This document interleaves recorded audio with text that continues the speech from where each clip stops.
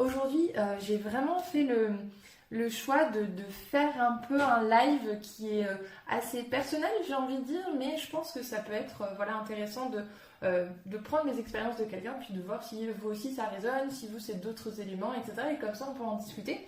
Mais je me dis, au moins, ça fait un bon point de départ. Et donc, du coup, je considère un peu la rentrée de septembre comme janvier. C'est un petit peu les deux temps forts de l'année entrepreneuriale où il y a petite pression supplémentaire, c'est la rentrée, on se pose des bonnes questions, on se dit ok, qu'est-ce que j'ai appris finalement sur ces 8 derniers mois, qu'est-ce que je peux transformer, quels sont les enseignements, qu'est-ce que j'ai appris sur moi, mais aussi sur mon entreprise et sur comment finalement les deux fonctionnent et cohabitent. Et donc du coup aujourd'hui ça va être mes 5 leçons que j'ai apprises moi depuis janvier finalement. Et du coup, voilà, quels sont les enseignements? Qu'est-ce que du coup derrière je peux mettre en application? Qu'est-ce que ça a transformé? Qu'est-ce qui est important? Qu'est-ce qui ne l'est pas? Etc. Et on va voir ça ensemble. Et du coup, il n'y a pas d'objectif à cette session. C'est juste du partage d'expérience, de points de vue. Et bien sûr, le plaisir de vous retrouver. Parce que moi, ça me fait super plaisir. Je suis à fond. Donc, les 5 leçons apprises en 2024. La leçon numéro 1, c'est la qualité de l'expérience client et l'engagement du prestataire sont les véritables facteurs de différenciation. Alors, d'où ça sort, pourquoi, comment? Alors, je vais vous contextualiser un petit peu. Moi, du coup, cette année, j'ai lancé ma formation, donc le challenge 7 jours archi simple pour créer, développer son site internet. J'ai eu au total 117 clients, donc 117 étudiants, je préfère appeler ça des étudiantes. Et du coup, ce que vraiment parce que j'ai fait tout ce que je vous apprends, je l'ai mis aussi en application, sinon ça n'avait pas de sens. Mais du coup, j'ai fait les feedbacks, donc j'ai demandé des retours clients, des retours expériences, j'ai beaucoup échangé avec les personnes, j'ai été en contact continu avec toutes mes étudiantes, en tout cas la majeure partie, celles qui en avaient besoin. J'ai vraiment mis l'accent en fait sur être vraiment ultra présente. Comme vous le savez, je travaille avec une assistante virtuelle à qui j'aurais complètement pu déléguer le support, en tout cas de premier niveau.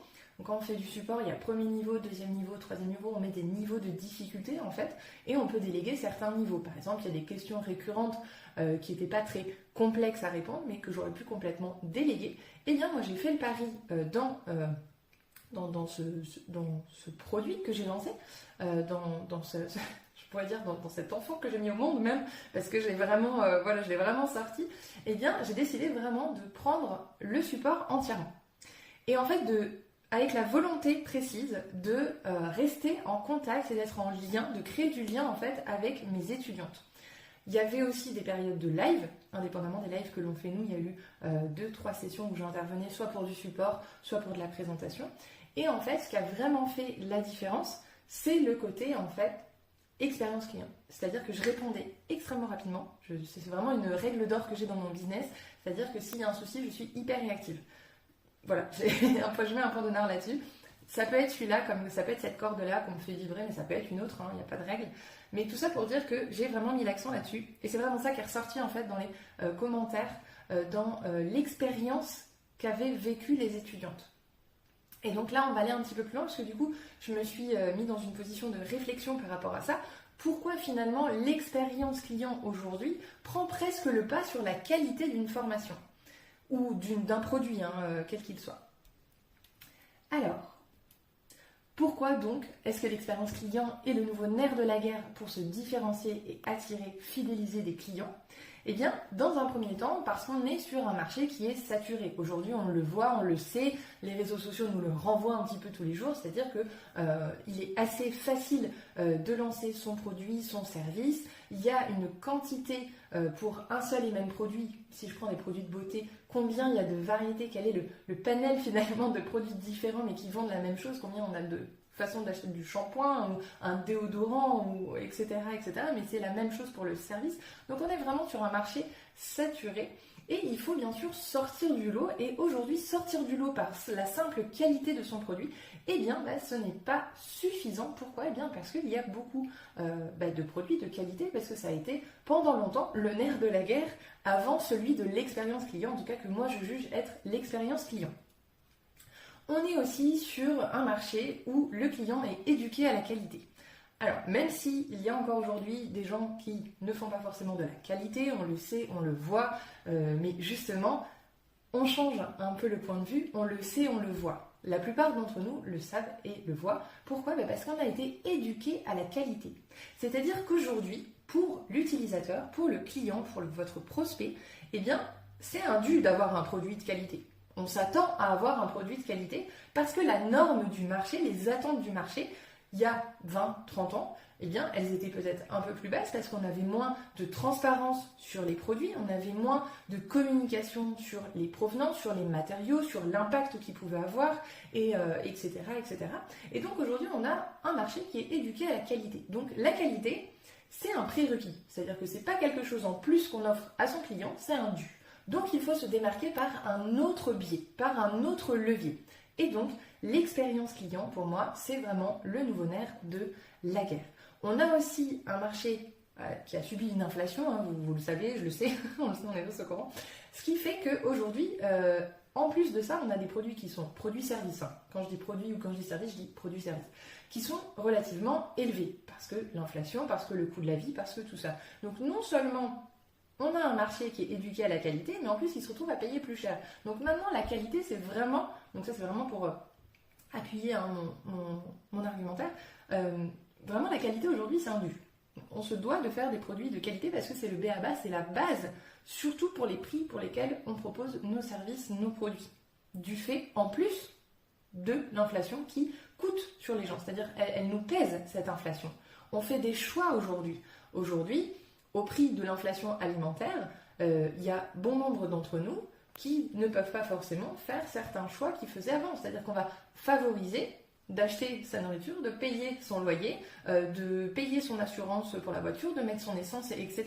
Donc lorsque l'utilisateur, encore une fois, il faut se mettre dans ses chaussures, lorsque lui, il va vouloir acheter votre service, acheter votre produit, il y a tout ça derrière en fait. Il y a tout ce background, il y a toute cette histoire-là derrière de pression aussi de l'argent hein, qui reste aussi un des nerfs de la guerre. C'est-à-dire que si on n'en a pas, on fait moins de choses que si on en a.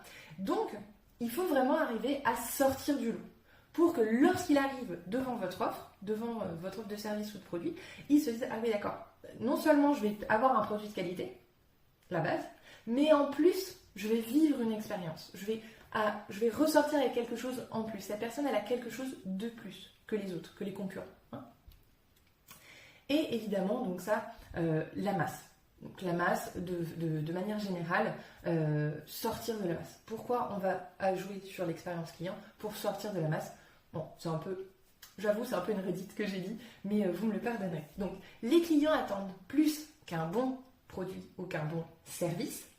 Ils veulent vivre des moments marquants, être considérés, avoir la sensation de sortir de la masse et d'être spécial. Et honnêtement, je vous invite sincèrement à prendre, 30 secondes, une minute. Qu'est-ce qui fait que vous vous souvenez d'une relation client, d'une relation de service, vous en tant que consommateur? Posez-vous sincèrement la question, mettez-vous toujours dans les chaussures de l'utilisateur parce que vous en êtes un, vous en êtes une. Hein.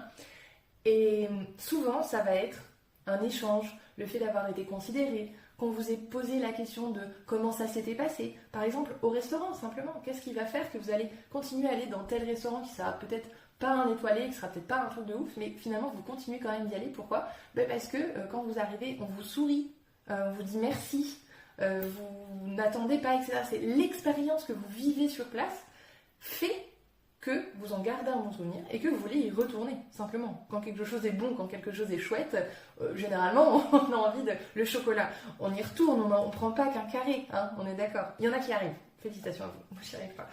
Mais voilà, dans l'idée, c'est un petit peu ça. J'avais envie de vous raconter un fun fact. Donc c'est une petite histoire drôle, c'est pas très drôle, mais c'était quelque chose où je me suis dit, ah tiens, c'est intéressant de le mettre en exergue. Quand on évalue une expérience, on a tendance à oublier ou bien ignorer sa durée. Ce phénomène s'appelle la négligence de la durée. Donc j'ai lu un livre qui parle des moments marquants, de l'expérience, etc., qui est venu compléter et bien sûr enrichir ce que je pensais déjà. Et du coup, dans ce livre-là, qui s'appelle, et je vous invite fortement à le lire, qui s'appelle Ces moments qui comptent, donc je vous mettrai les références si vous le voulez sur le groupe Facebook, eh bien, il parle de la négligence de la durée. Et donc, je trouvais intéressant de vous parler de justement comment ça fonctionne.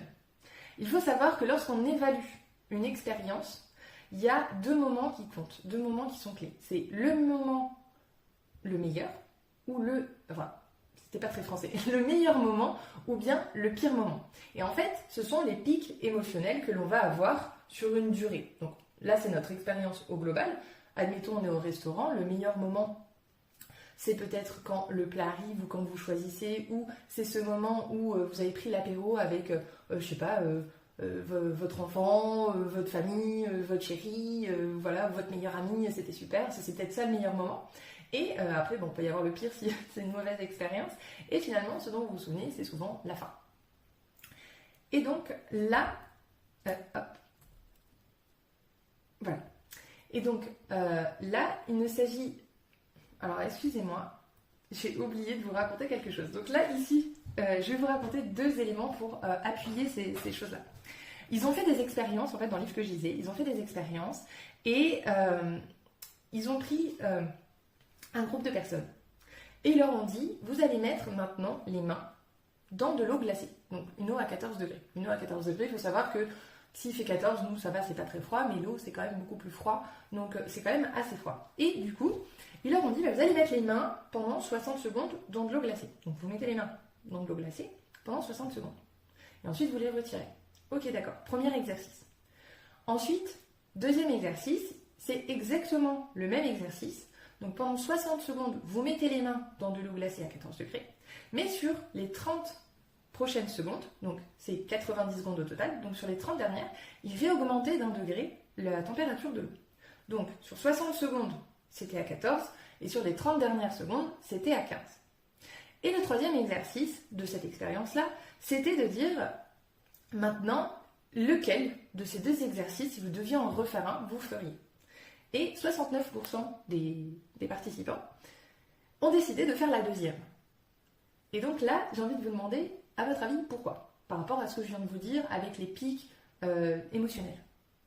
Pourquoi je vous pose la question ? Parce que techniquement, il y en a un qui a duré 2 fois plus... Enfin, en tout cas, une fois plus longtemps. Donc c'est-à-dire qui a duré 90 secondes. Et l'autre qui a duré 60 secondes. Donc techniquement, on devrait penser que sur une thématique de la douleur, parce qu'au bout d'un moment, les doigts en froid, ça fait mal, on aurait tendance à favoriser l'expérience numéro 1, parce qu'elle est plus courte, et pour autant, 69% des gens préféraient refaire la seconde. Eh bien, c'est parce que, à la fin, il y a une amélioration de la situation.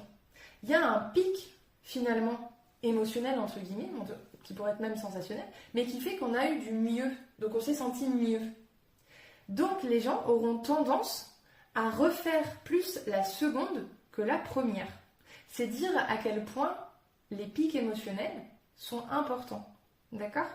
La deuxième expérience, il y a une variation à l'atténuation, l'expérience finit sur une note positive. C'est exactement ça. Ça finit sur une note positive. Donc c'est hyper important de ponctuer finalement votre relation client, votre expérience client, par des moments positifs. Et ça, on va en venir par la suite et voir comment ça fonctionne. J'ai une autre petite histoire extrait du livre, je n'invente absolument rien, et encore une fois, c'est des études qui ont été faites par des scientifiques, etc., qui est une famille chez le parc d'attractions Walt Disney. Je vais vous la faire en plus simplifiée parce que c'est un peu long, etc., mais dans l'idée, donc on a une famille qui part au parc d'attractions, donc ils sont sur place à l'hôtel, etc., et en fait, toutes les heures, ils vont leur demander sur la montre de noter l'expérience.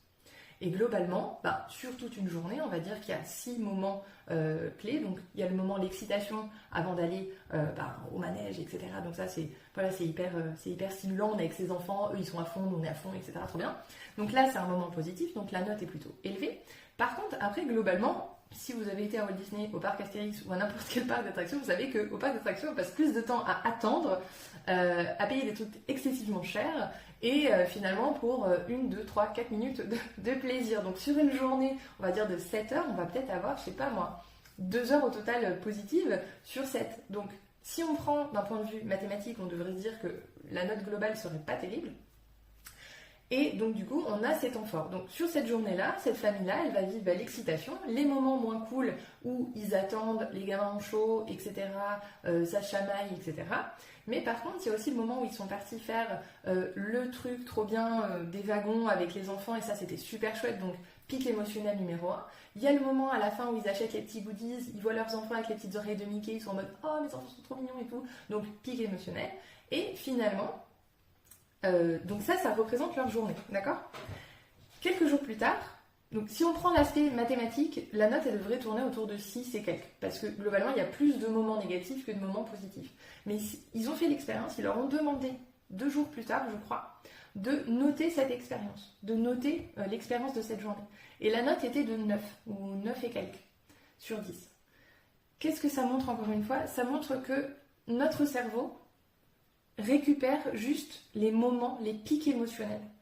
Donc les pics émotionnels, ça a été l'excitation du début, le moment trop chouette où ils ont vu leur gamin faire le manège qu'ils voulaient absolument faire, etc. Où ça aurait pu être la rencontre avec Mickey ou ce genre de choses, et le moment où ils ont acheté des petits goodies à la fin. Et donc le cerveau, négligence de la durée, négligence aussi on oublie finalement sur cette durée-là, on n'a pas conscience de toute la durée qui s'est faite, mais juste des moments importants. Donc ça c'est hyper intéressant. Alors je suis pas une très bonne... je raconte pas très bien les choses, j'en ai complètement conscience. Mais tout ça pour dire quoi? Tout ça pour dire que créer des pics émotionnels, créer de l'expérience finalement, de créer des moments magiques pour ses clients, eh bien c'est aussi ça qui fait la différence. C'est ça qui va vous démarquer de la concurrence. Et c'est ça que vos clients, car il ne faut pas l'oublier, ce sont eux vos ambassadeurs. C'est eux vos meilleurs commerciaux, ce sont vos clients satisfaits, vos clients accomplis, vos clients qui vous soutiennent, etc. C'est eux qui vont porter l'étendard de votre entreprise.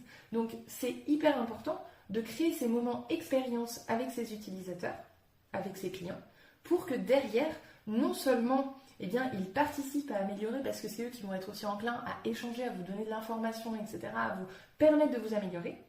Ils vont être hyper satisfaits, donc derrière, ils vont aussi faire la promotion de votre entreprise. Donc c'est pour ça que l'expérience client, selon moi, aujourd'hui, est vraiment super importante. Donc là, petite conclusion, on va dire, il ne s'agit pas simplement de bien exécuter une commande ou de livrer un bon produit, mais de créer des souvenirs qui vont au-delà du produit lui-même. Voilà, quand je me pose pour écrire les choses, on voit que c'est beaucoup plus condensé que quand j'extrapole. Mais tout ça pour dire qu'il faut créer des moments magiques, des pics émotionnels avec vos utilisateurs, créer de l'expérience, vivre une expérience. Des fois, ça joue à pas grand-chose et on va voir comment on peut le faire, parce que c'est bien beau de dire ça, mais comment ça se fait dans les faits. Donc, comment créer des moments magiques? Eh bien, surprendre ses clients. Vous pouvez ajouter des bonus sans qu'ils les demandent. Ça peut être aussi des attentions personnalisées. Par exemple, si vous faites du produit. Moi, je sais que quand je reçois un colis, que c'est enveloppé dans du...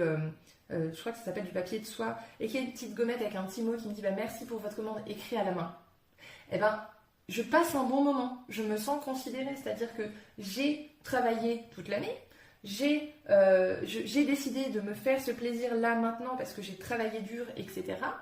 Et j'achète ma paire de chaussures, mon petit haut sur Vinted, enfin peu importe, ou ma bougie, ou enfin voilà, peu importe ce que c'est. Et quand je reçois mon colis, j'ai un petit mot qui m'est adressé. Bonjour Fanny, je vous remercie pour votre machin, je vous souhaite une merveilleuse journée, avec un petit smiley. Moi je suis au max, j'ai passé un bon moment, je crée de l'expérience. Ça peut être ça, ça peut complètement être ça. Par exemple, ça peut être aussi d'anticiper les besoins de ses clients en apportant des conseils, par exemple, avant même qu'ils aient eu besoin de les demander, c'est-à-dire d'être dans l'interaction, de ne pas être,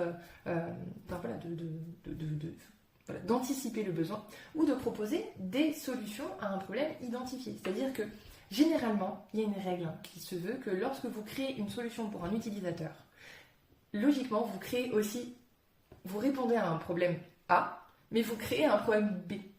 Moi, par exemple, ça pourrait être, j'aide les femmes entrepreneurs à créer leur présence en ligne. Elles peuvent créer en toute autonomie leur site internet. Ok, très bien. Je leur apprends aussi les bases de la maintenance, etc., pour qu'elles puissent se dépatouiller, etc. Mais elles peuvent vouloir aller plus loin. Elles peuvent parfois être peut-être maladroites sur certains sujets de responsive.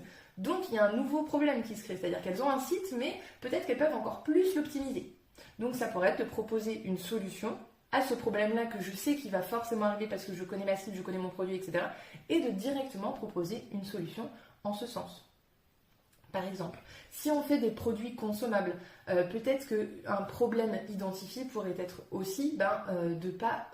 parce qu'aujourd'hui, on est dans une dynamique où on fait attention aux consommables, c'est-à-dire on essaye d'être le plus durable possible sur nos produits. Ça pourrait être de faire des recharges qui sont écologiques, etc. Parce que les consommateurs aiment votre produit, mais peut-être que finalement, un des problèmes qui se pose aussi, c'est le contenant, par exemple. Célébrer les succès des clients.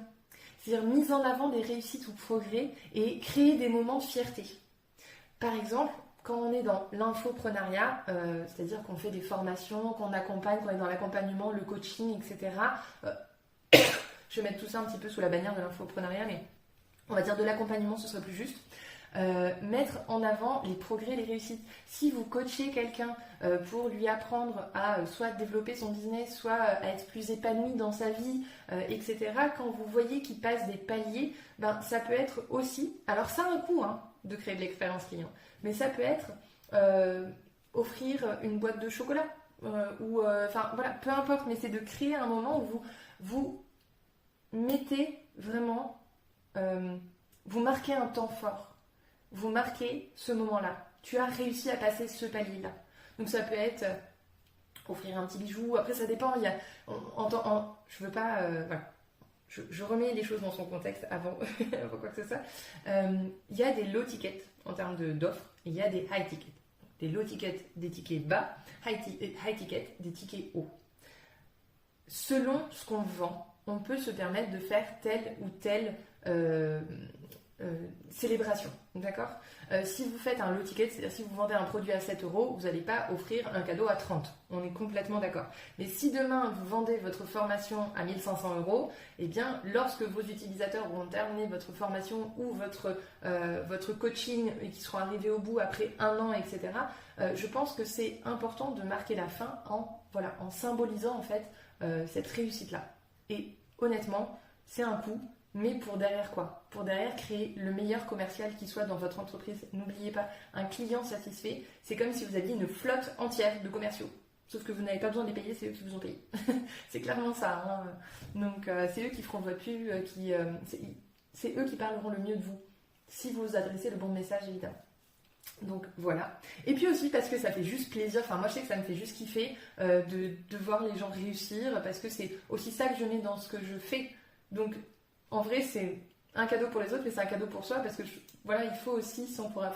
Moi je suis là-dedans en tout cas, et je pense qu'il faut vraiment s'encourager, c'est vraiment des choses vraiment positives.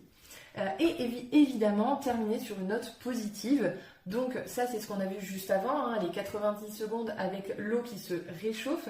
Terminer sur une note positive, c'est que sachez que votre client vous pardonnera toujours, j'en suis vraiment sûre et certaine, j'en reparlerai un peu plus tard, je suis vraiment certaine que les clients vous pardonneront toujours les erreurs si vous restez authentique, si vous restez honnête, bienveillant, etc.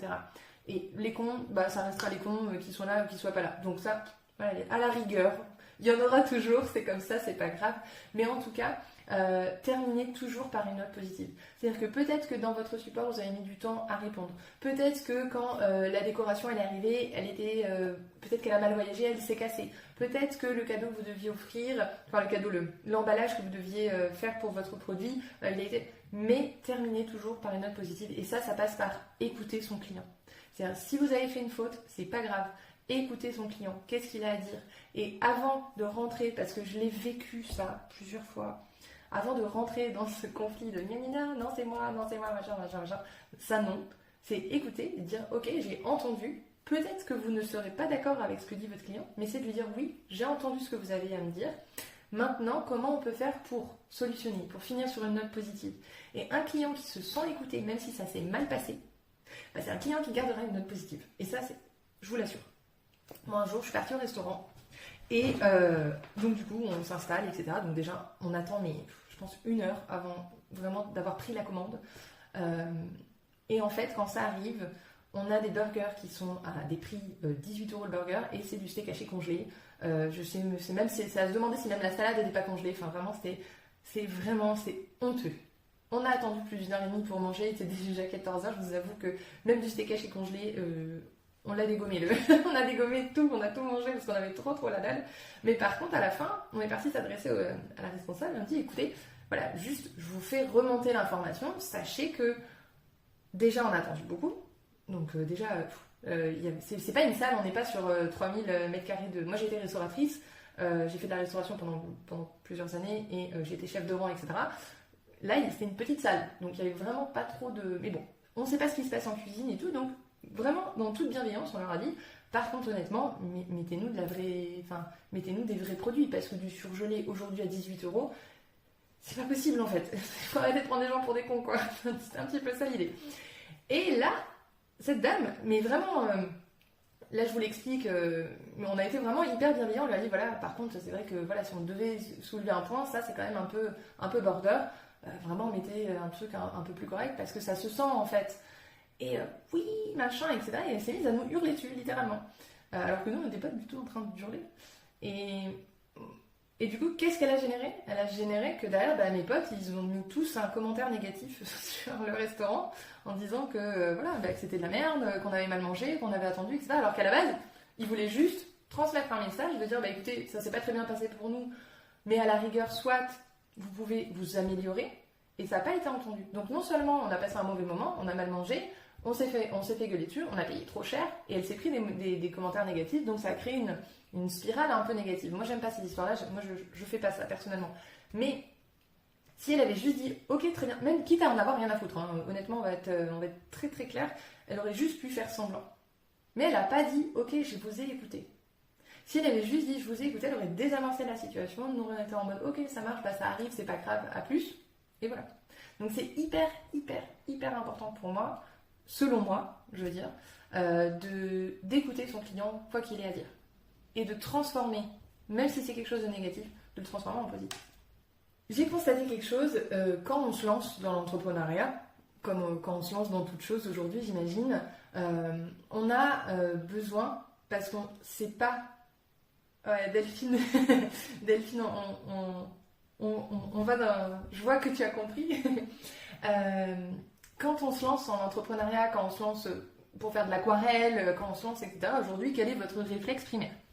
On va aller sur YouTube, on va aller sur TikTok, on va aller sur les réseaux sociaux de manière générale et on va aller chercher de l'information, comment faire pour apprendre à faire de l'aquarelle, quels sont les b.a.-ba, etc., les tutos, et puis finalement on va tomber sur des professionnels qui vont nous expliquer les choses, etc.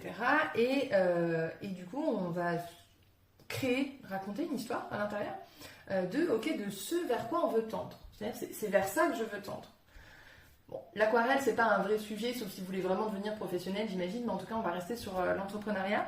Et du coup, il y a une image qui est créée et qui est projetée aujourd'hui sur le marché de l'entrepreneur à succès, de l'entrepreneur qui réussit. C'est-à-dire que chacun va projeter sa propre histoire, sa propre image qu'il sait raconter. C'est pas forcément qui il est, mais en tout cas, ce qu'il se raconte, ce qu'il renvoie à l'autre. Et ça va créer un peu tout ce qu'on voit aujourd'hui sur les réseaux sociaux. Et là, encore une fois, c'est les leçons que j'ai apprises. Hein. C'est-à-dire que ça se trouve, ça vous parle pas du tout et c'est complètement ok. C'est qu'on soit bien d'accord.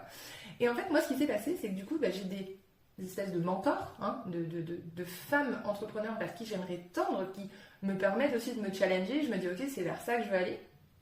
Et il y a un marché qui s'est un petit peu harmonisé sur comment le contenu circule, la forme du contenu, qu'est-ce qui est censé être fait ou pas. Et finalement, les femmes que j'admire et que je continuerai d'admirer même après cette leçon, je me suis rendu compte qu'elles étaient un peu dans le même moule. C'est-à-dire qu'il y a bien une particularité peut-être qui les détache, mais finalement, là où je trouvais intéressant leur spécificité, je trouve que finalement, ça s'est lissé dans le temps. Et donc, moi, cette image-là, du coup, je cherche une image lissée. Enfin, en tout cas, je me suis rendu compte que je cherchais une image qui était assez lissée, qui correspondait au moule, qui rentrait dans les cases de ce qui se faisait actuellement, etc. Et au fur et à mesure que j'avançais, j'essayais de tendre vers cette image-là, je me suis rendu compte que moi, personnellement, en fait, je vais en revenir à moi, Fanny du Bas de l'âge, en fait je m'étais complètement mise de côté. C'est-à-dire que qu'est-ce qui moi me fait vibrer? Qu'est-ce qui moi fait que c'est moi et que finalement ça me parle, etc. Quels sont mes objectifs réels? Parce qu'aujourd'hui, ce qu'on voit, le discours qu'on voit, c'est qu'il faut absolument, enfin voilà, c'est que pour réussir, il faut, faut manger business, dormir business, etc., etc. Même si on dit qu'il faut prendre le temps, etc. Mais globalement, aujourd'hui, ça prend énormément de place. Et donc, du coup, on se dit, si je veux réussir, il faut que j'arrive à tendre vers l'objectif de cette personne, finalement. Il faut que j'arrive à atteindre ce niveau-là, d'accord? Et moi, en fait, je me suis rendu compte que c'est pas du tout ça que je recherchais. Je recherche pas... Alors...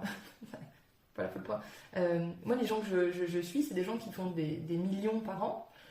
J'aimerais bien faire des millions par an, pourquoi pas, ça serait très confortable. Mais en fait, mon objectif de bonheur, c'est absolument pas ça. Ce qui va conditionner mon bonheur, c'est absolument pas de faire 1 million ou de pas le faire. Moi, mon bonheur, il va être déjà à partir du moment où je vais pouvoir vivre de mon activité sereinement, que je vais pouvoir aller au ski quand je vais aller au ski, faire des activités quand je peux faire des activités, aller au resto avec mes amis quand je vais y aller, etc. Moi, voilà, mon bonheur se cantonne à ça. Donc, s'il y a 10, 20, 30 zéros, pourquoi pas? Mais tant que je peux faire ça, en fait, c'est ça. Et donc, du coup, si l'objectif qu'on prend, c'est un objectif un peu lissé, un peu storytellé qu'on peut avoir aujourd'hui sur les réseaux, on se retrouve à mettre des forces, à mettre de l'énergie, à mettre plein de choses qui ne nous appartiennent pas, dont on ne veut pas, dont on n'a pas forcément, pour accomplir un objectif qui est une image finalement, qui est juste une image projetée, qui est finalement une histoire. Donc, il est nécessaire de se détacher de l'image de l'entrepreneur pour s'accomplir. C'est effectivement ce que disait Marlène, et c'est quelque chose que je trouve très intéressant, c'est en fait sortir de la fiction du storytelling pour revenir à l'intérieur de soi de qu'est-ce qui nous caractérise, qu'est-ce qui fait qu'on est nous-mêmes et qu'on va prendre du plaisir à faire les choses, sans harmoniser, sans lisser tout ça, vraiment repartir sur la base d'incarner l'entrepreneur qu'on est réellement nous. Donc pourquoi faut-il se détacher de l'image de l'entrepreneur selon moi?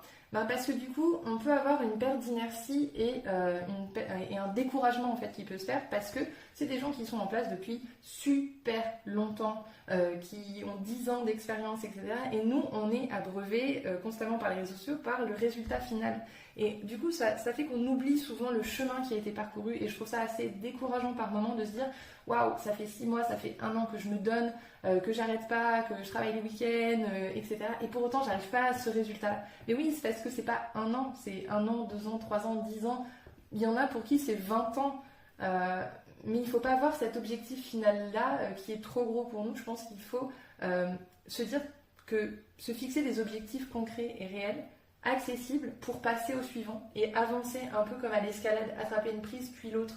Si on essaye tout de suite d'arriver tout en haut, on se dit qu'il faut une super grande impulsion pour arriver tout en haut et en fait on s'épuise et on se décourage. Alors je sais pas si mes images sont hyper claires, vous me direz ce que vous en pensez, mais en tout cas voilà, moi c'est vraiment quelque chose que j'ai ressenti, c'est-à-dire que je me suis un peu trop mis la pression, que j'ai vraiment fixé des objectifs qui m'appartenaient pas vraiment et qui n'étaient pas finalement synonymes de qui j'étais, de ce que moi je voulais en termes d'épanouissement entrepreneurial.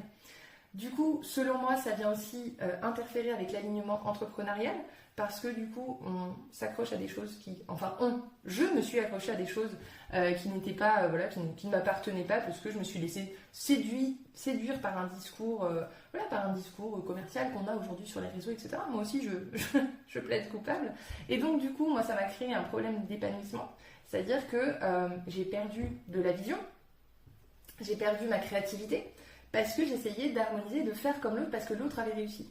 Mais en fait, non. L'autre, c'est l'autre. L'autre, il a son histoire à lui, qui lui appartient, qui fait que c'est cette personne-là qui réussit, etc. Et tant mieux, je veux dire, tant mieux. Mais si j'essaye de faire comme l'autre, je ne suis plus moi-même. Donc il faut vraiment, en fait, être soi-même et vraiment ne pas essayer d'être un autre entrepreneur. D'être quelqu'un d'autre, en fait. C'était simplement ça, le message. Parce que j'ai remarqué aussi que ça pouvait freiner la créativité et donc l'authenticité qu'on apporte à sa marque et qui va faire que votre utilisateur, votre client, il va aller vous voir vous et pas quelqu'un d'autre. C'est votre authenticité, j'en suis vraiment, vraiment convaincue. Donc il est important de trouver son propre style d'entrepreneuriat, de mettre le syndrome de la bonne élève et de l'imposteur au placard. Parce que du coup, qu'est-ce qui se passe? On va essayer de faire comme l'autre, de dire ça a fonctionné pour lui, il faut que j'y aille parce qu'on est sur le même secteur, on fait le même truc, etc. Machin, nani, nanan. Mais en fait, on n'est pas les mêmes personnes, c'est-à-dire qu'on n'a pas la même ressource d'énergie, on n'a pas les mêmes... Et on va essayer constamment de de fitter un modèle qui ne nous convient pas. Moi, je sais que il faudrait peut-être plus que je fitte sur un modèle où je travaille 4 heures par jour, puis le reste, je fais de la créativité, je vais en introspection pour voir qu'est-ce qui me plaît, qu'est-ce qui me fait vibrer, etc. Et du coup, c'est ça qui ferait que je vais plus expérimenter ma propre expérience, en fait, créer ma propre expérience d'entrepreneuriat, où je vais vraiment sortir qui je suis vraiment et pouvoir montrer aussi à mes clients, me dire, voilà, c'est pour ça que vous me choisirez et c'est pas pour autre chose, c'est pas pour un discours lissé qui correspond à ce qu'on voit déjà. Non, non. Il faut amener un peu ce détachement-là pour que l'utilisateur aussi puisse vous détacher de l'autre, simplement. Et bien sûr, je ne dis pas qu'il faut tout mettre à la poubelle et réinventer la roue, c'est absolument pas ça. Les stratégies marketing sont celles qu'elles sont, etc. Mais n'oubliez pas qu'il est possible de sortir des bases. Les bases sont les bases, mais vous pouvez reconstruire sur les bases, vous pouvez les transformer avec votre histoire, votre expérience, etc. Je vais vous donner un exemple. Il y a tous les stages, là c'est la saison des stages, tout le monde fait des stages pour le bien-être, des stages méditation, des stages yoga, des stages, etc. etc. Il y a une grande tendance du stage depuis quelques années. Et là, depuis quelques temps, il y a des gens qui ont inventé le stage de danse libre ou les stages de peinture libre ou les stages. Et je trouve ça génial parce que c'est finalement du bien-être, mais lié à de la créativité, etc. Et on parle à quelqu'un d'autre. Et en fait, en arrêtant de vouloir faire comme les autres, on crée de nouvelles choses et on crée ce qui nous ressemble vraiment. Et on va pas faire un stage comme font les autres. Non, on va faire un stage qui nous ressemble avec notre énergie, avec notre histoire, de ce qu'on a envie de transmettre, vraiment notre essence en fait. Donc c'est de prendre les bases, mais de se dire qu'on n'est pas obligé de se limiter à copier-coller ce qu'on nous dit. Vous pouvez complètement réinventer les choses en fait. À votre sauce, à votre image, à ce que vous avez dans la tête. C'est pas parce que vous pensez pas comme les autres que c'est pas bien. Testez-le, voyez si ça fonctionne. Au pire, ça marche pas, c'est pas grave. Mais au moins, vous l'aurez testé en fait. Et du coup, c'est un petit peu tout ça. Alors, j'entends à dire que c'était peut-être un peu plus confus que la leçon numéro 1. Peut-être parce que ça vient toucher des choses un peu plus profondes, je ne sais pas. mais en tout cas, voilà.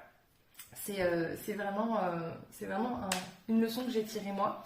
Et donc, du coup, de comment incarner l'entrepreneur qu'on est, eh bien, ça passe par se détacher du regard des autres, à aller chercher le petit plus, le grain de folie qui nous caractérise et en fait s'en servir comme un puits, une source pour alimenter en fait, que ce soit nos contenus, nos offres, notre communication, notre gestuelle voilà, ça peut être plein de choses. Mais ce petit grain de folie là, qu'est-ce qu'il est, qu'est-ce qu'il dit et qu'est-ce qu'il a envie de transmettre en fait. Et je trouve que je trouve ça intéressant d'être aligné évidemment avec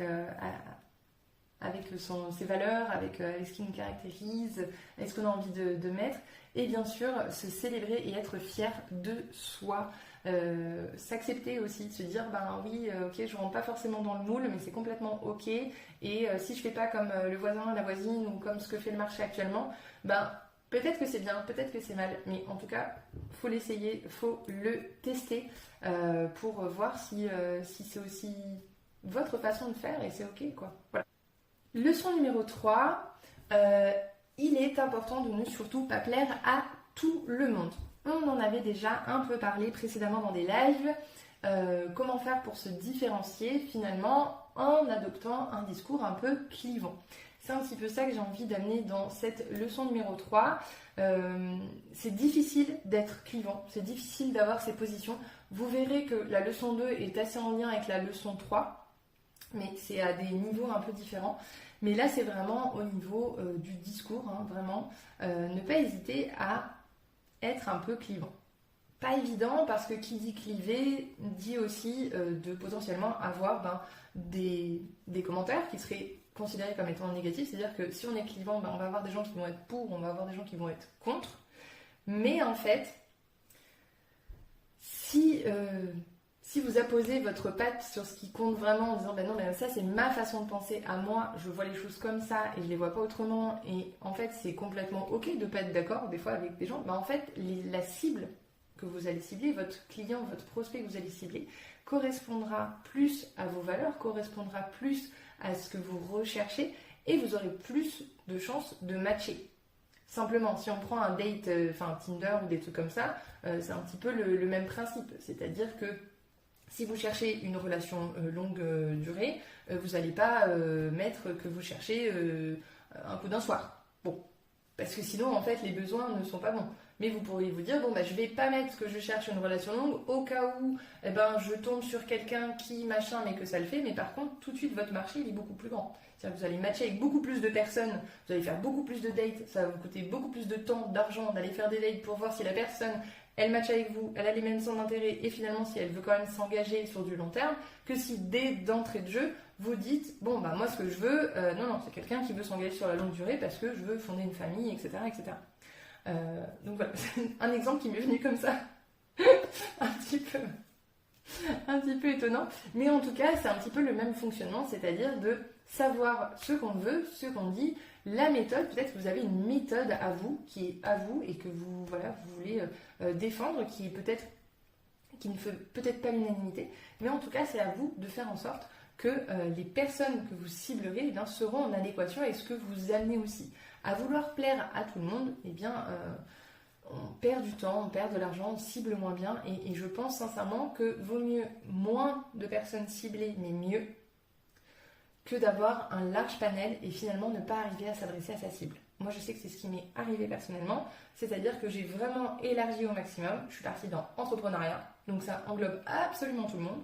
Et pour autant, je suis quand même plus axée sur du service. Je m'adresse quand même à des gens qui se lancent et pas forcément des gens qui sont déjà lancés depuis un moment, même si ça peut être le cas. Et du coup, mon discours n'était pas suffisamment en fait démarqué, n'était pas suffisamment encadré, suffisamment ciblé.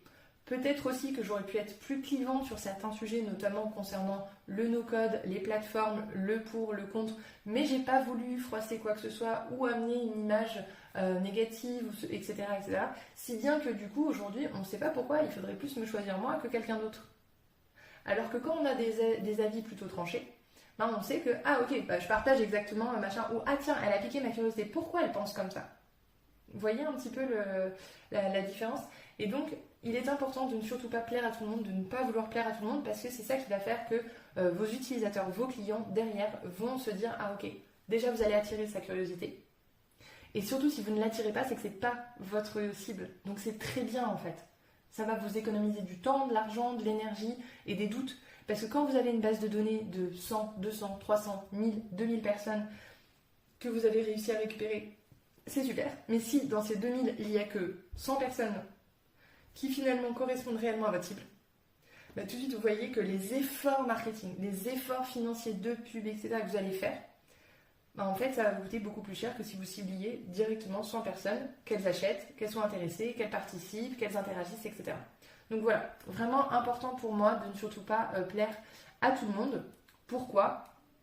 Aussi parce que ça amène une perte d'identité et d'unicité. On est encore dans ce discours lissé de vouloir plaire, donc du coup, on n'est pas assez marqué et notre discours manque d'impact, donc va moins piquer la curiosité de notre utilisateur. Cela va aussi amener de l'épuisement et de la charge mentale de jongler entre toutes les attentes qu'on imagine, encore une fois, que nos utilisateurs ont. On va avoir le problème de la mauvaise cible et évidemment, en tentant de plaire à tout le monde, on dilue ce qui rend la marque ou son entreprise unique et la fidélisation des clients, ça passe par l'attachement à la marque. Donc, qu'est-ce qui va faire que, je ne sais pas si vous vous souvenez, j'avais pris l'exemple d'une boîte, quand vous piquez l'intérêt de la curiosité de votre interlocuteur, il vous met dans une petite boîte, là, dans une petite case. Et plus il va vous voir, plus il va avoir votre marque, etc. Et à un moment, il va associer. C'est-à-dire qu'il va associer votre marque à quelque chose. Souvenez-vous, on avait dit, si on associe le déodorant et la séduction, ça donne les déodorants Axe. Donc il va associer votre marque à quelque chose. Donc soit c'est parce que vous générez dans vos contenus, dans vos réseaux sociaux ou au travers de votre marque quelque chose de positif ça peut être la décoration pour les fêtes par exemple, ça va être si je fais une fête, je vais tout de suite aller voir Delphine, etc., etc. Et donc il va vous mettre dans cette petite case et vous allez être relié. C'est-à-dire si j'associe des éléments de réflexion faites, créés, etc., je vais aller voir directement les contenus, la marque associée. Donc se différencier, ne pas plaire, avoir un discours clivant ou en tout cas avoir des caractéristiques fort marquées va permettre à votre utilisateur de faire ce lien-là, de vous mettre dans cette petite case-là justement et de faire que lorsqu'il aura une question, il viendra justement se référer à vous, il se référera à vous. Vous serez sa réponse, c'est-à-dire que vous allez un peu comme dans Google, les éléments de réponse. Ok, si j'ai envie d'avoir cette réponse-là, je vais voir quel compte. Moi, je sais que pour mes recettes, bon, bah du coup, j'ai des comptes dans ma tête. Hop, je sais que je vais sur Instagram, je vais sur ces comptes-là, par exemple. Et donc voilà. Donc les clients, avec l'attachement à la marque, on ne s'attache pas aux choses banales et informes, mais bien aux choses qui nous créent de l'émotion, aux choses qui nous interpellent, qui piquent notre curiosité, les pics émotionnels. Comment on est censé faire pour se démarquer, n'est-ce pas? Eh bien, une chose qu'on peut faire, c'est clarifier ses valeurs, ses croyances profondes, voir ce qui nous anime réellement. Et donc là, vraiment jouer là-dessus et avoir ce discours un peu clivant ou en tout cas engagé. J'ai dit clivant, mais ça peut être engagé, par exemple. Ne pas craindre la critique et se détacher du regard des autres, encore une fois, ça c'est vraiment un gros travail à faire, mais en tant qu'entrepreneur, peu importe ce que vous faites, c'est avec les réseaux aujourd'hui, avec tout, même le regard de l'autre, indépendamment, j'imagine que c'est c'est quelque chose qui nous colle un peu à la peau de manière générale, donc il faut vraiment travailler là-dessus, c'est un des gros travails de l'entrepreneur. Affirmer sa différence, c'est-à-dire être complètement OK avec ça. Ce qui est différent n'est pas mauvais, ce qui est différent est chouette. Ce qui est différent, eh bien, ça permet de créer des effets de contraste sur un marché, dans une discussion. Tout ce qui est différent, c'est quelque chose qui ouvre une porte vers autre chose, une autre façon de voir les choses. Même si on parle d'un même sujet, c'est ok, mais affirmer sa différence, pour moi, c'est vraiment un élément clé de différenciation. Être bienveillant envers soi-même et envers les autres, parce que si on est différent, il faut respecter les différences aussi des autres.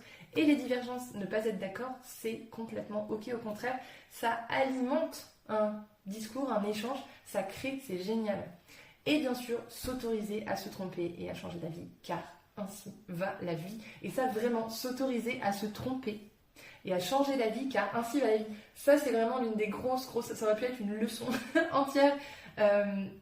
Les croyances que vous avez aujourd'hui, la version de vous-même que vous êtes aujourd'hui n'est pas celle de demain. L'expérience que vous avez aujourd'hui n'est pas celle de dans 1 mois, 6 mois, 3 mois, 2 ans. Donc vous allez changer. Les croyances que vous avez aujourd'hui ne seront pas celles de demain parce que vous allez créer de l'expérience, vous allez faire de nouvelles choses, vous allez expérimenter et que ça va venir changer votre curseur, changer votre vision de certaines choses, de certains éléments du business, de votre relation client ou de votre image de marque complètement ou peu importe. Mais en tout cas, c'est complètement ok de changer. Ne dites pas parce que j'ai fait ce choix-là, je suis enclavée aujourd'hui et je reste là-dedans. Non, vous pouvez changer et c'est ok. Détachez-vous de ce truc-là. Faites juste aussi les choses qui vous parlent. Que ce soit pas forcément réfléchi, stratégique, etc. S'il y a des choses à un moment qui sont plus alignées, qui ne matchent plus, ça dégage et c'est ok. En fait, c'est ok de changer d'avis, c'est ok de changer, de pousser les murs. Au contraire. Leçon numéro 4. Pour réussir, il est impératif de rester concentré sur l'essentiel. Et là, encore une fois, vraiment, là on est vraiment sur du pratico-pratique. Il y a cette notion, moi je sais qu'on m'a éduqué un peu comme ça, à l'école de commerce, machin, etc. On m'a toujours dit, et le métier d'entrepreneur accentue énormément cet aspect-là, le multitâche. Multitâche par-ci, multitâche par-là. Et la phrase phare, c'était polyvalente. Ah oui, il faut être polyvalent, etc. etc. Oui, bien sûr qu'il faut être polyvalent, bien sûr qu'il faut être flexible, bien sûr que c'est important de s'adapter aux situations parce que vous êtes entrepreneur, parce qu'on est entrepreneur et qu'on n'a pas le choix d'être flexible. Ça, c'est sûr et certain. Par contre, le multitâche, qui du coup s'accompagne un peu insigneusement dans ce truc de polyvalence, etc. Le multitâche, c'est vraiment pour moi quelque chose à proscrire. Pourquoi ? Parce qu'à vouloir tout faire, on ne fait rien.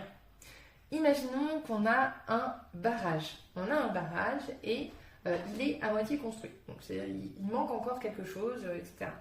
Le multitâche, je le vois un peu comme aller combler les petites fissures, faire de l'entretien, etc. Et passer à l'essentiel, je vois comme construire le barrage, en fait.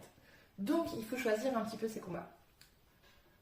Le fait d'être distrait en permanence, le fait d'être interpellé à droite à gauche avec, alors vous je sais pas, moi je travaille énormément avec WhatsApp, donc toute la journée j'ai le WhatsApp ouvert sur le truc, mais le problème c'est que j'ai un WhatsApp qui est à la fois pro, perso, ça va dans tous les sens, et mal éduquée comme je suis, voilà, je suis pas née avec un smartphone dans les mains, mais quasiment, c'est-à-dire que mon réflexe, si ça sonne, c'est Pavlov, hein, c'est-à-dire si ça sonne, je réponds. Si ça sonne, je réponds, si ça sonne, je réponds. C'est-à-dire que je peux être déconcentrée dans une journée 1000 fois. C'est super dur de continuer ma progression et de me concentrer sur une seule chose. Je vais me faire des listes de to-do comme ça. Je peux vous les montrer, hein, mes listes elles sont comme ça, c'est juste aberrant. Et donc du coup, à vouloir tout faire, à vouloir essayer de faire toute cette to-do, toutes ces petites tâches comme ces grandes tâches, etc., en fait, je ne fais rien, je ne construis pas de piliers solides qui vont porter mon entreprise. Je construis des petits blocs, voilà, qui sont un peu fébriles et tout, parce que ça ne s'intègre pas forcément dans quelque chose de plus grand. Donc, pourquoi est-il impératif de rester concentré sur l'essentiel pour réussir? Selon moi, encore une fois, ce sont mes leçons à moi, ce n'est pas... Vous êtes libre de penser ce que vous voulez, bien sûr. À tout vouloir faire à la fois, on ne fait rien. Donc ça, je l'ai vraiment expérimenté et je trouve que ça génère vraiment beaucoup de frustration parce que justement, on voit l'édifice qu'on a envie de construire, on voit l'énergie qu'on a mis dans toutes ces tâches, etc. Et pour autant, l'édifice, il se construit vraiment lentement et on stresse, on s'épuise, c'est terrible, on est frustré, on n'a plus envie de continuer, on se démotive, c'est terrible. Et en ce qui me concerne, vraiment ce que j'ai expérimenté, c'est que, du coup, moi, ça a complètement pulvérisé la vision que j'avais, la vision au sens, ça, c'est ce vers quoi je vais tendre, etc.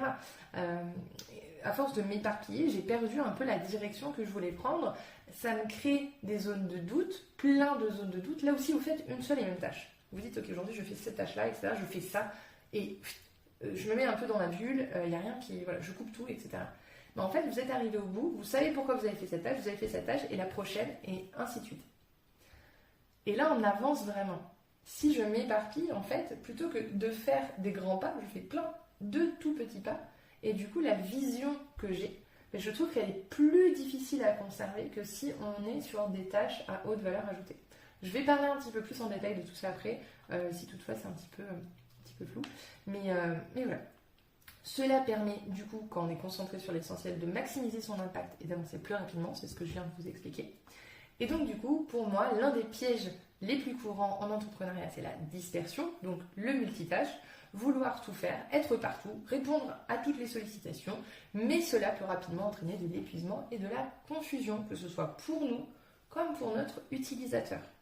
Parce que si on n'a pas quelque chose de construit et de bien cadré, etc., derrière le discours, il peut aussi être un peu confus et finalement on perd l'impact de son message. Donc on perd aussi des occasions et des opportunités de séduire notre utilisateur et de dire « viens chez moi, c'est super ». Donc voilà. Comment on est censé faire ça? C'est-à-dire comment on est censé rester concentré sur l'essentiel? Eh bien, apprendre à dire non aux distractions. Donc c'est-à-dire couper toute forme de distraction, vraiment pas couper le téléphone. Honnêtement, moi je me mets sur mode avion maintenant. Quand je fais quelque chose, je me mets sur mode avion, comme ça je suis sûre de ne pas être dérangée. Et par contre, j'ai des plages horaires dédiées où là, si vous faites de la prospection, etc., là vous êtes disponible. Mais vraiment, c'est vraiment, pour l'avoir expérimenté, vous verrez la différence. S'organiser, on en a parlé avant les vacances, on en reparle là. Le time blocking, c'est vraiment quelque chose qui pour moi est vraiment intéressant. C'est de mettre dans votre agenda, vraiment, tous les lundis matins, je réponds à mes mails, je fais ma prospection, etc. De faire des blocs, en fait, dans votre agenda de ça c'est dédié à ça, ça c'est dédié à ça, ça c'est dédié à ça, et ainsi de suite. Et de cette manière-là, on évite de se disperser dans plein de petites tâches. On sait que de 8h à midi, c'est ok, aujourd'hui je fais de la prospection et je fais que ça. Et je prospecte et je prospecte et je prospecte. Alors 8h à midi ou de 9h à midi, enfin après vous voyez les timings, mais vraiment le time blocking. Mais ouais, c'est vrai que le revenir à l'essentiel, c'est vraiment quelque chose de difficile. J'ai un livre à vous conseiller sur ce sujet-là aussi, je vous le mettrai dans le groupe Facebook, qui s'appelle The One Thing, Retour à l'essentiel, je crois. restez à l'essentiel. Donc, je ne l'ai pas là, il est en bas. Je vous mettrai les références. Et en fait, c'est vraiment un livre ultra puissant qui, justement, fait ce contraste entre le multitâche et justement le focus sur l'essentiel, c'est-à-dire de mettre en avant des tâches à haute valeur ajoutée pour travailler sur ces tâches-là et avancer et ne pas être dans la dispersion. De cette même manière-là, on parlait d'un discours clivant, d'un discours affirmé, etc. Lui, sa prise de position, entre guillemets, c'est justement ça, c'est de dire, écoutez, tout le monde dit que le multitâche c'est génial, c'est super, il faut faire des to-do de 10 mètres. Moi je vous dis, il vaut mieux avoir une seule tâche par jour. Par contre, cette tâche-là, elle va faire que elle va résoudre tout un tas de petites tâches, tu vois, qui vont plus être nécessaires. Et donc, il vaut mieux consacrer du temps à cette tâche à haute valeur ajoutée, c'est-à-dire cette tâche-là qui va résoudre toutes les autres petites. Et donc, du coup, tu vas avancer plus vite. Ce qui n'empêche que tu auras toujours des zones où il faudra répondre à tes clients, etc., faire du support, du ci et du ça. Mais en tout cas, c'est vraiment un super bouquin, vraiment top. Je vous mettrai les références.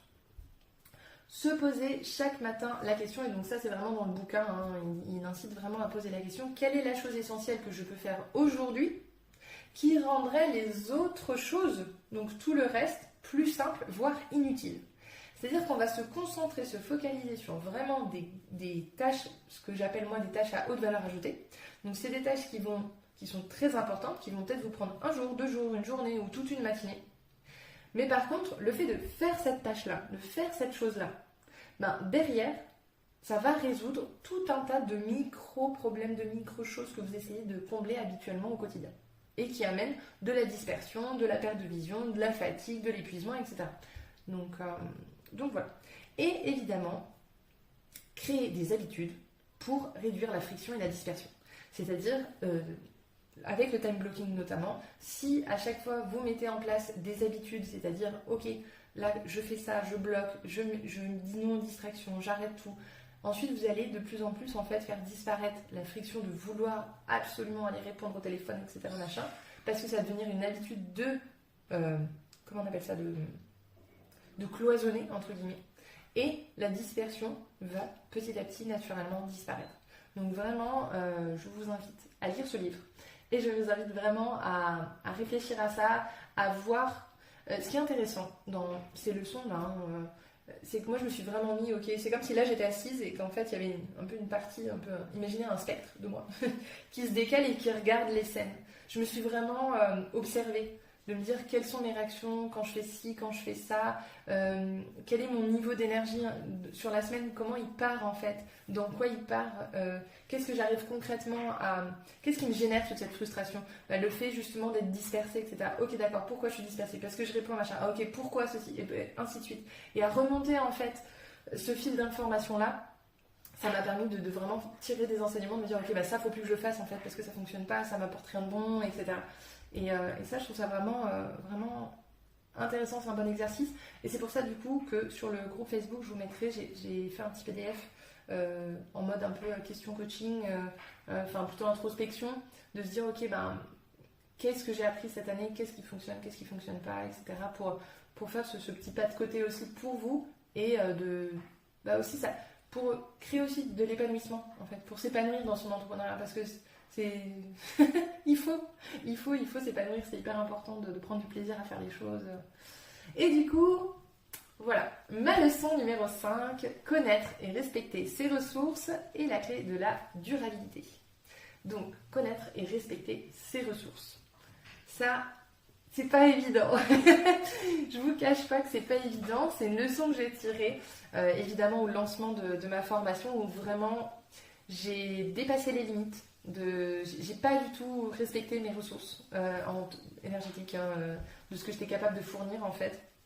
Je les ai clairement dépassées.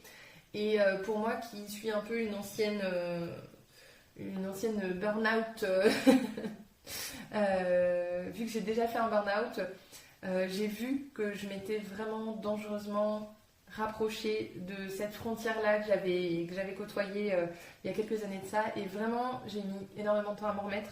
C'est simple, en toute honnêteté, juin-juillet, j'ai été vraiment une loque.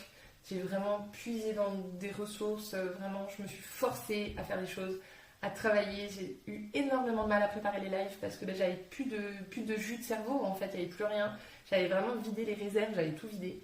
Et ça, je me suis dit en fait vraiment plus jamais. Alors je m'étais déjà dit plus jamais quand j'avais fait mon burn-out, mais l'expérience c'est aussi ça, c'est des fois c'était pas tout à fait la même, la même configuration et puis on se dit c'est juste une fois, etc. Mais en fait non, juste non, et ça passe par connaître les ressources réelles, aussi une réalité qui est difficile à entendre. Alors, je n'ai plus 20 ans, mais comme nous toutes, voilà. Et du coup, je reste souvent figée sur une ancienne version de moi-même. C'est oui, mais avant j'arrivais à faire ça, etc. Ouais, en fait, aujourd'hui, t'as plus 20 ans, aujourd'hui, t'as plus les mêmes besoins, t'as plus le même niveau d'énergie, t'as plus les mêmes nécessités en fait au quotidien. J'ai vraiment envie d'avoir du temps pour aller faire mon sport le soir, j'ai vraiment envie de prendre du temps pour me détendre, pour bouquiner, etc. C'est des trucs avant, je pouvais tout passer à la trappe parce qu'il y avait que le boulot.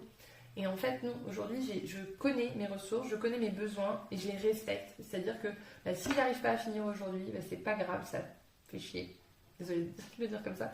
Mais voilà, c'est pas confortable, mais c'est pas grave. Et en fait, il n'y a rien au monde, je pense sincèrement, qui nécessite d'impacter sa santé. À aucun moment. À aucun moment, je pense, on n'a aucun moment besoin de porter atteinte à son intégrité physique, parce que c'est ça, et mentale, pour du boulot, quoi. Non. Vraiment non. Parce que si on fait ça, en fait, c'est pas qu'on... Il y a des moments de rush. Mais c'est qu'on s'y est mal pris quelque part, parce que c'est pas normal, en fait, d'en arriver là. Moi, je sais que c'est... j'étais clairement dans une posture où j'avais peur de lancer ma formation et j'ai vraiment attendu d'être au pied du mur, de ne plus avoir le choix pour le faire d'un coup. Et en fait, c'est ça qui m'a mis dans cette situation-là. Alors que j'aurais pu la faire il y a 3 mois en avance, je savais déjà tout. J'avais les plans de formation, j'avais tout ce qu'il fallait écrire. J'ai juste pas tourné les vidéos parce que j'étais dans cet immobilisme-là de peur de faire, de peur d'être rejetée, de peur de ceci, de peur de cela. Et donc ça m'a amené à tout faire la dernière minute. Ça m'a amené à côtoyer dangereusement le burn-out ou la dépression, etc.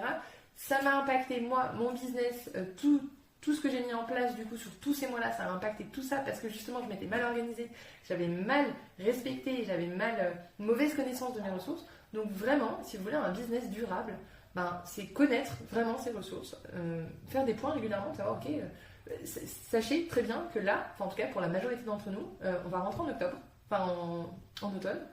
Le niveau d'énergie baisse. On est des animaux qui, à la base, vont hiberner, tout le bazar et tout. Donc forcément, on évolue aussi avec les saisons. Donc le niveau d'énergie, en été, il n'est pas le même qu'en hiver. Et ça, c'est qu'on le veuille ou qu'on ne le veuille pas, c'est comme ça. Après, il y a des gens qui sont plus actifs en hiver qu'en été, etc. Et c'est ok. Mais en fait, c'est de connaître, nous, comment on fonctionne. Pour derrière pouvoir faire les bons choix au bon moment. Parce que si on ne se connaît pas, on va rester sur une ancienne version, on va supputer que c'est comme ça que c'est censé fonctionner parce que le voisin il fait pareil par exemple, admettons. Non, il faut se connaître soi. Il ne faut pas connaître les autres, il ne faut pas connaître la stratégie du machin. Non, se connaître soi, et sur ces informations-là, on construit et on respecte